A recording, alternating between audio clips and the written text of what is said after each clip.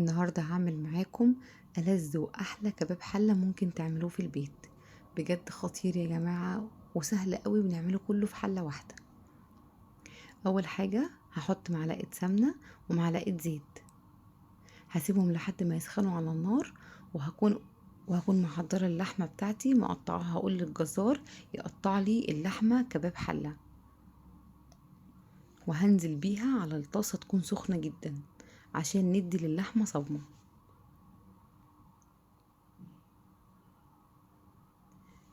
اول ما تاخد معايا لون من تحت هبتدي ان انا اقلبها كويس جدا عشان تاخد كل اللون من جميع الجهات، يعني تبقى محمرة من كل ناحية. اهم حاجة خلي الجزار يقطعها لك قطع صغيرة، بتكون حلوة جدا في الكباب الحلة اما تكون قطعة اللحمة كبيرة. او انت حتى هاتيها وقطعيها في البيت مفيش اي مشكلة. هبتدي ان انا اقلبها كويس كده، اشوحها في السمنة والزيت. عايزة تحطي سمنة بس حطي، مفيش اي مشاكل، بس انا حطيت معلقة ومعلقة. اول ما تتشوح كده معايا بيها، هنزل بالتوابل بمعلقه فلفل اسود وفصين حبهان. انا ما بحبش اكتر الحبهان عشان ما بيحبوش عندي في البيت قوي. وهشوحهم بقى في التوابل دي لحد ما يتوحد عندي كل اللون.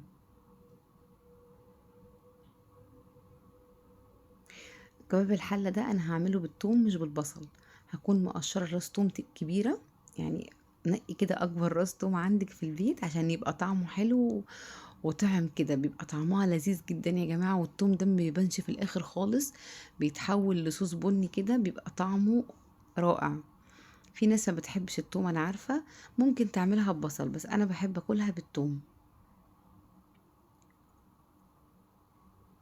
هشوح بقى اللحمة مع الثوم لحد ما يتشوحوا كده مع بعض شوية، وهغطي عليهم النار على نار يعني هادية، لا نار عالية ولا نار متوسطة، لا بوطي خالص النار عشان اللحمة هسيبها تنزل ميتها كلها.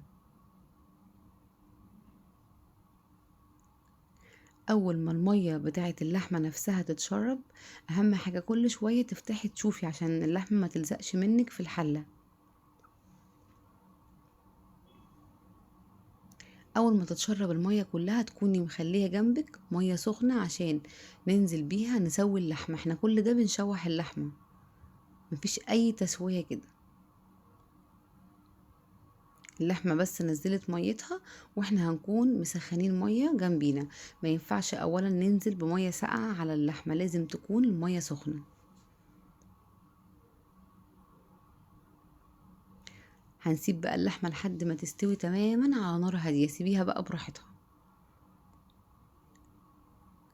شوفي بقى انتي اي مرحلة بتحبي فيها سوى اللحمة. بتحبيها بتشد شوية هتخليها سواها كده، بتحبيها دايبة سيبيها لحد ما تدوب تماما. هنا كان التوم بصي يعني، طبعا اللحمة شربت المية اللي انا كنت حطاها، ولو عايزة مية تاني حطي مية تاني مفيش اي مشكلة لحد ما تستوي معاكي كويس جدا. ممكن تاكلي اللحمة كده، يعني في ناس بتاكل اللحمة كده ما بتحبش تحط عليها اي اضافات. انا بكون محمرة بطاطساية واحدة في الاير فراير او في الفرن او في الزيت براحتك بقى زي ما انت عايزة، وبحط عليها بطاطس بتبقى طعمها حكاية يا جماعة بجد. هي وجبة لوحدها كده يعني، بطاطس ولحمة تبقى جميلة. بس انت ممكن تقدميها مع رز وممكن تقدميها بعيش. هنا بقى انا حطيت الملح، كانت استوت خلاص، وهجيب بقى البطاطس اللي انا محمراها وهنزل بيها على اللحمة بس كده، وهقلبها تقلبتين كل حاجة كده مستوية معايا. هسيبها بس دقيقتين على النار او 3 بالكتير، وهطفي النار عليها وهقدمها.